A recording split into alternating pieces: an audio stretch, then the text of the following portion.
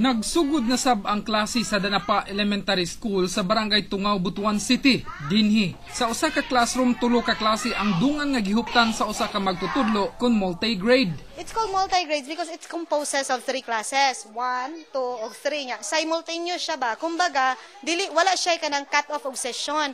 Kung mag-English ang grade 1, mag-English ang grade 2, mag-English ang grade 3, magka-differ lang sila sa in terms of level of evaluation. Kulangan kulangan ang among number of pupils. Kumbaga 1:35 ba yata?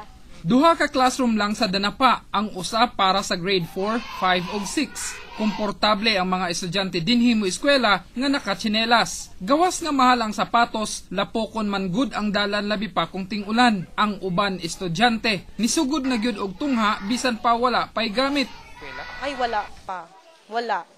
Ang kasagaran gani ani, they will be blessed kay naa na ilang mga gamit. Pero karon na nisulod karon na ang dala lapis ra gyud og papel. Kaganihang buntag ng hatag og mga gamit sama sa papel, lapis o crayons ang mga sakop sa Butuan City Public Safety Company sa mga estudyante. Sapient namo tungod kay depressed man gud kayo ning lugar. So atong makita gali ang atong mga bata karon dinhi ang uban wala gali sinilas, walay kuan. Meaning, murag layo ba sila sa civilization? Pasalamat ni Emelita Roma kay daghan pay kulang nga gamit sa anak nga mo eskwela sa kinder. Oo, nakalibre ang kuan kay pukoy lapis. Nakalibre jud ang dipanghatag karon.